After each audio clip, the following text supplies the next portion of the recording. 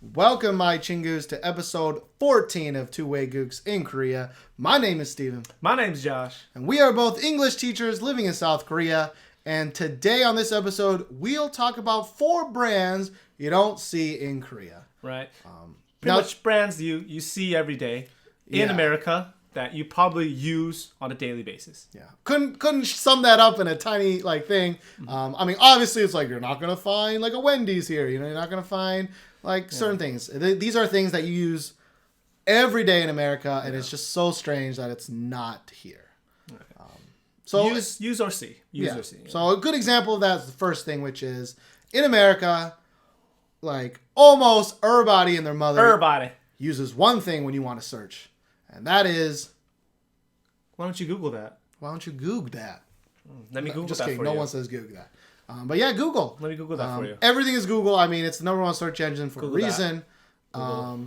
It's got its own name now, right? You Google it. And Google is not, it's just not a thing here. It's really not. Like, not many people use it. More of the Asian countries will use Yahoo. Yeah. But in Korea, we have a special search engine, which is pretty much like their Google. Yeah. Right. And it's called Naver. So Naver is green, and they will. I can't remember. They have some equivalent to. Let me Google that for you. But with Naver, something about Naver it. Yeah, Naver. I don't know. Naver something it. about being green. Yeah. Like let me use the green search or something like that. Oh. But it's like custom built for like Korean things. Like it's works really well on mobile because everyone in Korea uses smartphones, and like. When I see my girlfriend use Naver, I'm like, there's so much like nice stuff that it does, links things, it pages over, like all these things that like Google just doesn't do. Right. And I've asked her to try and search things in Google, and like 1/10 of the things show up. It's kind of the way I would describe it is like Google in Korea is like if you use Bing back home. Like Bing, when you're trying to look for things, it just doesn't come up. It just doesn't come up. And that just goes hand in hand with how like these search engines work. The more people use it, the more data they have, and the more like they can kind of pull up searches like more easily. Yeah. And just Naver, everyone Korean uses Naver, so all the Korean information will come from Naver. So. And it's so weird because I mean, Android phones dominate the market here, and Android's made by Google, but. Google not big. Like I was explaining to my girlfriend about Google Now and how you can just say, okay, Google, and ask it to search something. And she's like, what is this magic wizardry? And I'm like, it's on everybody's phone. And she's like, doesn't matter. First thing everyone downloads is Naver. Yeah. Because it's important. Or, I mean, a lot of people also use Daum, but they mainly use Daum for just like cafes. And we could talk about cafes like another time. And by that you mean fan cafes or fan groups, not like actual cafes, which they have a lot of here in Korea. Yeah. But another thing with Naver is that there's like anytime you want to search for a place, someone's written a blog about it somewhere. Yeah, which is really strange. Yeah. There's blogs about pretty much everything. Yeah, it's not like you're Googling. It's like Yelp, sort of. So you Google a place, there'll be a blog with like pictures of like everything and what their experiences was and what it was like. And like almost every restaurant, and there's a butt ton of restaurants here. Usually has a blog or something written by somebody about it. Yeah. And that's really cool, I guess. Because a lot of times in America, it's like, yo, you want to go there? I don't know. I can find an address, but I can't really find anything else. So it's pretty nice. Yeah. Now, the second brand that you guys are very, very familiar with, you're probably using it right now. And that is Chrome and or Firefox. Now, everyone we know, at least everyone who's computer literate, uses Chrome or Firefox as their main, internet browser. Yeah. So even my parents changed to Chrome. Yeah. And those people are like, no, sir. You want to download something new on my computer for 8 years ago? No. But then they were like, oh, just kidding. It's faster. It's better. Yeah. No. UI's cleaner. What does Korea use? You guessed it. Internet Explorer. Now, you might be thinking, oh, Internet Explorer's not bad now. Like they made some improvements. Yeah. No. Not that Internet Explorer. Internet Explorer 7 from like 7 years ago, probably. 7. I know. I was so flabbergasted. 7. This. 7 of these. Yeah.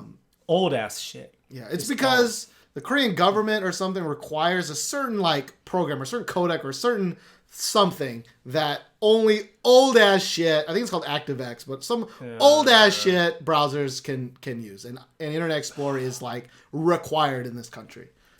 I think it's so they can ban porn. Well, they're not doing a good job of it because there's always ways around it. Because you can get around it. I wouldn't know, but we wouldn't know. But it's so weird because I remember like a quote, a pretty basic quote. It's just like, what's the point of having the world's fastest internet when you're using the world's slowest browser? Yeah. And there are definitely times where I have to use Internet Explorer on my work computer or downloading something, and it's the worst. Okay, when I had to go buy tickets for Shiny and Girls' Generation, Gmarket basically, I had to use Internet Explorer. Steven couldn't help me buy them, even if I gave him a walkthrough, because his Mac is not boot camped, and he doesn't have his Windows computer with him here. So obviously my computer that I brought is a Mac, but I can boot camp into Internet Explorer. Surprise, surprise.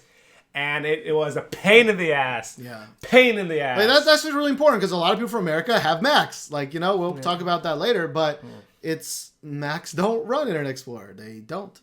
They can't. So you either need to boot camp or figure something out. But it's PC so annoying. It's so annoying how slow that old ass Internet Explorer and how much like Trojans and malware you can get. Oh. Yeah. And like the crazy run-throughs they have to go through here just to keep things semi-secure. Like to log into your bank account in Korea, in America, you have your password. Sometimes you have like a site key or a PIN or like something that what's your security question if you get fucked up? What was the name of your first pet? Yeah, they don't do that here. You have to like sign up for a special certificate. They have to download a special security certificate onto your USB or your phone. And you could only log in when you can link whatever it is that thing. But the thing is, to do that, you need Internet Explorer, old ass shit. You need to download like 19 plugins to get that shit working. Also, you can just log into your bank account. Why? And there's like some crazy, like, I think I even have it right here, where it's like some crazy ass, maybe I don't have it right here. What you got? And now I'm just digging through my desk for no damn reason. Oh. Here it is. Like, I mean, I probably should have shown this. It's like a shit ton of numbers, right? Yeah. You can't see that. Focus. All right. It's a lot of numbers. So sometimes they'll be like, what's the second number from number 12 and the first number from 32, and you have to type that in. That is a special card. They're not supposed to show anyone. And I keep it with me at all times. Yeah. Just because, I mean, you want to go to PC Bong and, like, download, like, Steam or something. Yeah. They're like, oh, yeah, you need your mother's maiden name and the last 3 digits of your social security ARC card and the 3 digits from your bank account card. Like, they... And scamming is a huge thing here. Like, Phishing. If you accidentally just click the wrong link from a text message or pick up a phone call from someone wrong, gotcha. All of a sudden you lost $200 from your phone account. Like, it's crazy here. Yeah. And that's partially because they use these old ass shit like things. Hard to keep secure when you're using like archaic technology, right? Yeah. But let's talk about the third thing, and it's not just this, but we're going to talk about Japanese brands. Yeah. I mean, as political things aside, like in America, Japanese brands are everywhere. Are very prevalent. Everywhere. Right. You see Japanese cars all the time, like Hondas, Toyotas, like a lot of Sony products. Yep. Just a lot of Japanese like based companies that, you'll see very often. In Korea, obviously, there's none of it, but they have their own kind of... Yeah. I mean, Korea is... Substitute. Is like, we are Korea, we're the best, we only make the best, everybody buys Korean here. Yeah. I mean, but that goes along with everything, right? Yeah. Like in the US, there's a really big sentiment to buy like US cars. Ford or Chevy. And then like eat locally grown produce and things like that, which is, nothing's wrong with that. Sure. I mean, if you want to keep money within your own country, then, buy American made things or buy locally made things. And it kind of is the same here in Korea. Obviously, not Sony TVs or Sony monitors. You'll see Samsung or LG. Yeah. Not Honda or Toyota cars. You'll see Hyundai or Kia. or some other brands I've never seen in my life. Yeah, before. like Contra or something.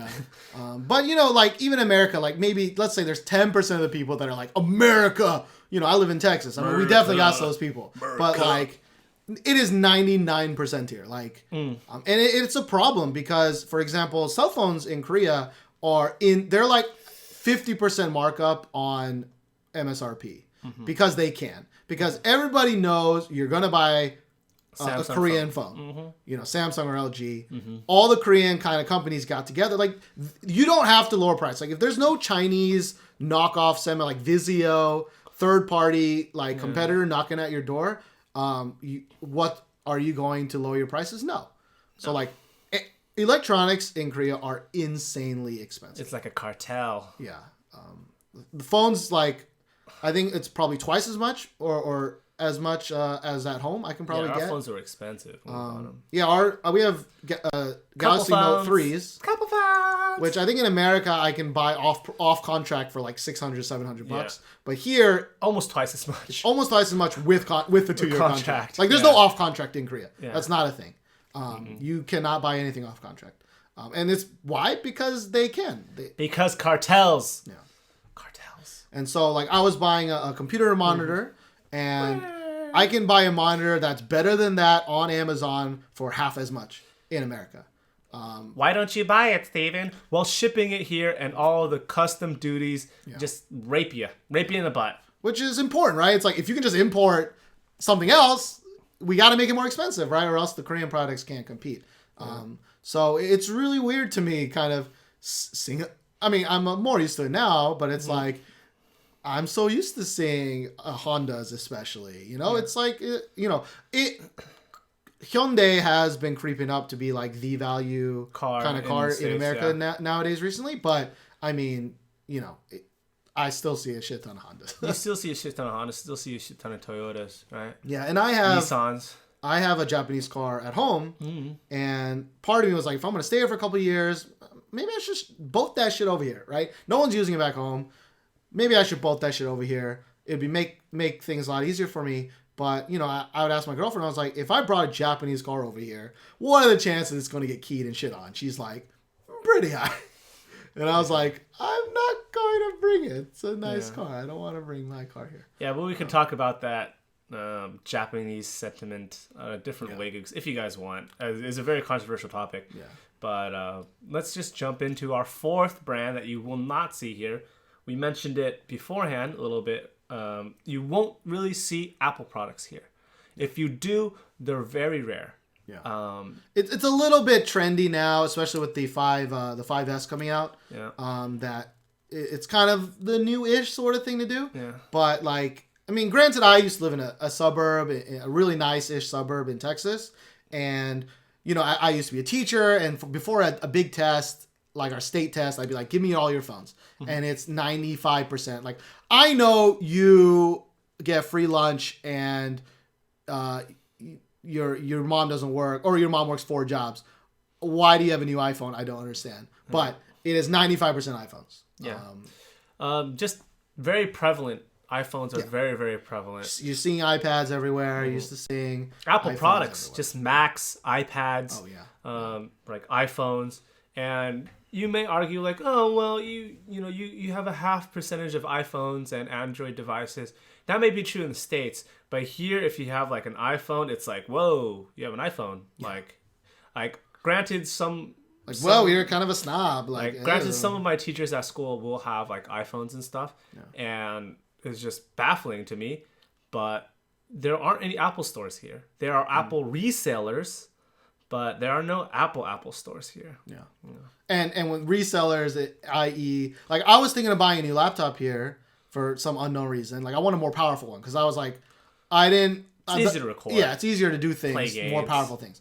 And I was like, okay, at home it costs $2,000. Here, if you transcode the Tromographier, conversion rate, whatever, it's like $500 more expensive to buy it here from an official retailer. And it's like, why? Oh, because you gotta let the Samsung products be good. You gotta let the blah blah blah. It's like a 25% markup there. Yeah, and it's I think I put this last because it is changing a little bit. It is. iPhones are definitely coming into favor. Yep. iPads are still like oh my god, you have an iPad? That's what? crazy. Yeah. Or when I first took on my laptop at work, they were like, I've never seen that before. That's fucking amazing. Yeah. And it's like, granted, I think my MacBook Air is pretty amazing. Nobody makes products like Apple does for show. Yeah. But it's so weird to me. It's so weird to me. And you know, I've been using my Samsung phone for a while now. And at first I was like, man, I'm so glad to be out of that iOS. I'm so glad Samsung's, oh man, big ass screen. Android, I can customize some shit. But motherfucker, after 4 months, I was like, oh, I miss Apple. I miss iOS so bad. But granted, you did use an iPhone for a really long time. True. So. I had every one up until the 5S.